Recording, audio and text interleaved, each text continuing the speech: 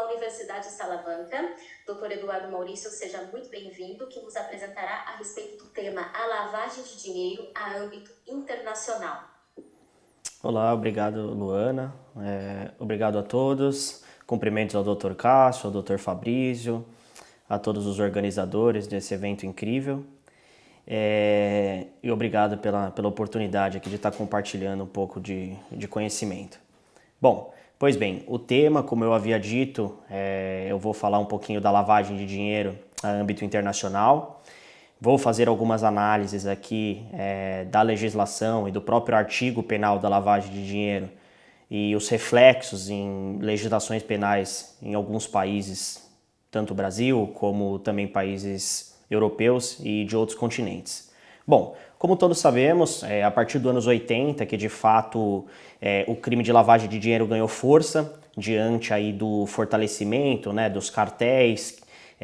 que atuavam inclusive fortemente aí nos Estados Unidos da América.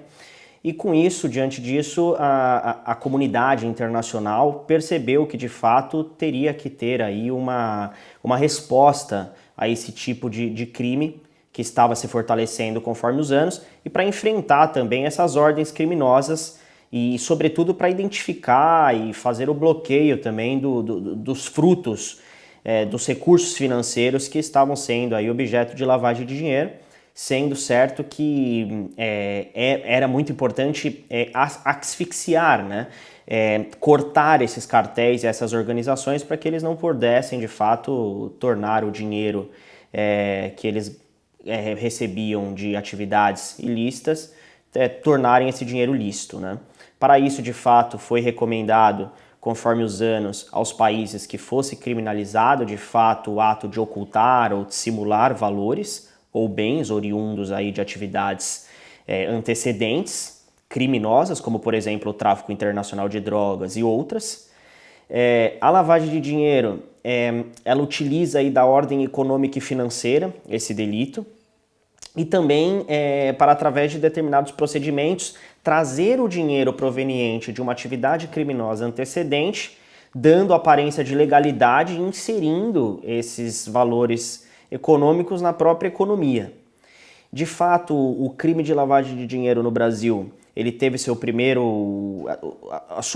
diploma legal na Lei 9.613 de 1998, que tipificou expressamente aí o crime de lavagem de dinheiro, e criou inclusive rol de antecedentes expressos de delitos que antecedessem a lavagem de dinheiro para a configuração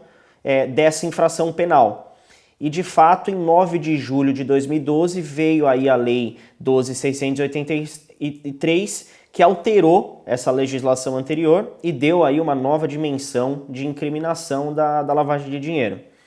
De fato, inúmeras são as posições doutrinárias, tanto no Brasil quanto no país da Comunidade Europeia, a respeito do bem jurídico tutelado no crime de lavagem de dinheiro.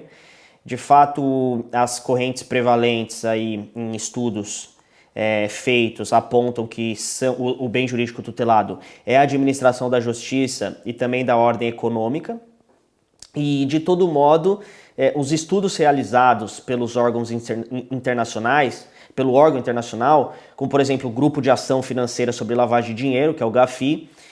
resultou aí em publicações de 40 recomendações sobre o bem jurídico tutelado, que passou a ser a ordem econômica e financeira, e também este órgão internacional modificou aí a perspectiva do que seria o bem jurídico tutelado,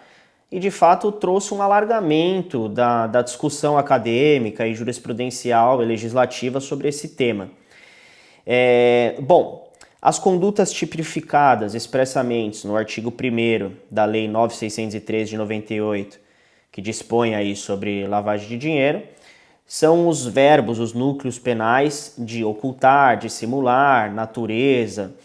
natureza, né, a origem, localização, disposição, movimentação ou propriedade de bens, direitos ou valores provenientes aí, direto ou indiretamente, de uma infração penal. E de fato existe o parágrafo 1º, que também coloca na mesma prática do crime, na pena, né, do crime, quem também praticar condutas expressas como converter ativos ilícitos, transformar patrimônio legítimo,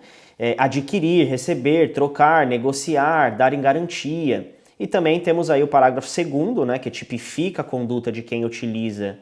na atividade econômica e financeira bens, direitos e valores provenientes da infração penal. E, sobretudo, o inciso 2º também, que incrimina aí a conduta de participar de um grupo ou associação que tem conhecimento de que usa a atividade principal ou secundária dirigida aí à prática desses crimes previstos na lei. Bom, hoje no Brasil, o órgão competente com maior relevância no combate à lavagem de dinheiro é, sobretudo, o COAF, o Conselho de Controle de Atividades Financeiras, que tem a finalidade aí de disciplinar e aplicar sanções administrativas, sobretudo receber, examinar, identificar as ocorrências de suspeitas de atividades ilícitas, né, prevista nessas legislações, e sem prejuízo da competência de outros órgãos, conforme determina o artigo 14. Eu gostaria de ressaltar aqui a importância das principais convenções a âmbito internacional, no combate ao crime de lavagem de dinheiro, a Convenção de Viena, a Convenção de Palermo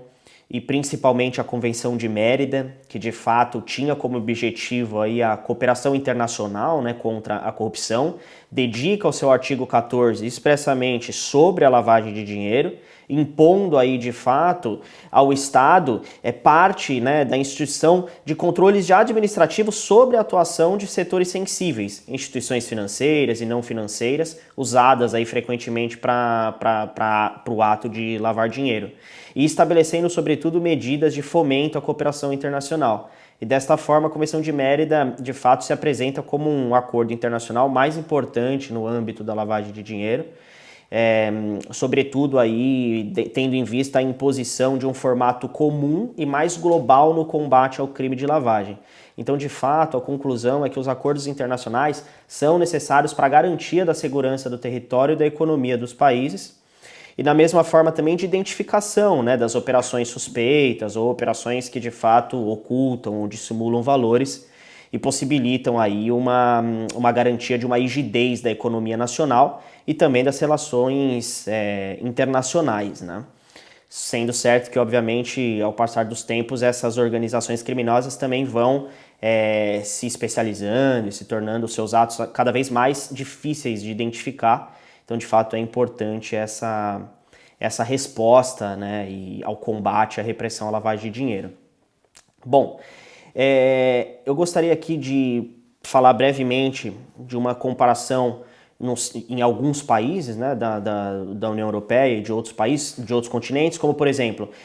em Portugal. Eu vou começar falando de Portugal e depois vou falar brevemente de alguns países. Em Portugal são previstos aí a pena de lavagem de dinheiro de 2 a 12 anos, tá? Conforme o artigo 368 do Código Penal, sendo agravado de 1/3 se a pena houver habitualidade, né, nessa prática delitiva, e atenuada se houver reparação integral ou parcial do dano praticado, tá? De fato também tem a preservação da proporcionalidade da pena, que o legislador português prevê, né, sobretudo face à lavagem de dinheiro, mesmo com as agravantes de um caso em concreto, que elas não podem ser superior ao limite máximo da pena mais elevada entre as previstas para as infrações dos crimes antecedentes, tá? Conforme no número 10 do artigo 368. Na Alemanha também é curioso, porque a pena de lavagem de dinheiro varia de 3 meses a 5 anos, existindo uma forma qualificada do delito, com uma pena aí entre 6 a 10 anos quando o crime for praticado de maneira profissional ou por um grupo criminoso. Na Espanha também, que a pena é de 6 meses a 6 anos e multa, nos termos do artigo 301 do Código Penal Espanhol, devendo ser aplicada em patamar maior quando os recursos são provenientes de delitos relacionados com o crime de tráfico de drogas ou outros especificados em lei. Gostaria de falar também da Colômbia, que prevê penas de 10 a 30 anos de prisão e multa de 1.000 a 50.000 salários mínimos para o crime de lavagem de dinheiro, nos termos do artigo 323. E também gostaria de falar do México, que pune a lavagem de dinheiro com 5 a 15 anos de pena, de prisão, e de 1.000 a 5.000 dias de multa. E a pena é aumentada de 1/3 à metade quando o agente do delito é conselheiro, ou ocupa um cargo de administrador, ou funcionário, ou empregado, e também prestador de serviço de qualquer pessoa obrigada às medidas de prevenção da lavagem de dinheiro. Bom, para finalizar também, tendo em vista o tempo e a complexidade do tema, é muito importante para o estudo e para a reflexão do crime de lavagem de dinheiro, a gente conhecer o direito comparado, as diversas formas e tradições para o enfrentamento desse tipo de crime que cada vez vem se tornando maior e mais especializado,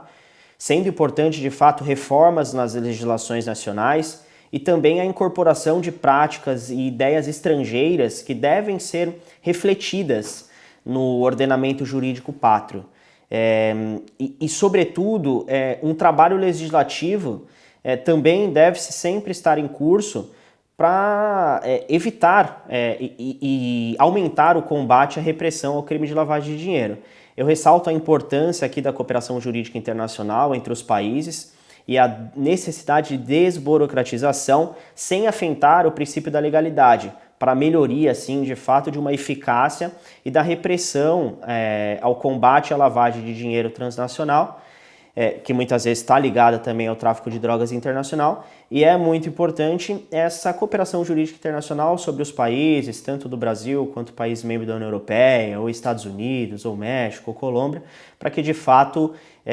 seja eficaz o combate da prática desse crime, que cada vez tem se tornado aí mais presente nas sociedades de todos os países. Gostaria de agradecer a todos e a discussão, eu finalizo aqui o tema. Obrigado. Muitíssimo obrigada, doutor Eduardo. Um tema extremamente relevante para o nosso conhecimento, para entendermos como funciona em toda a questão da Europa também. Sequenciando o nosso painel, agora eu passo a palavra aos moderadores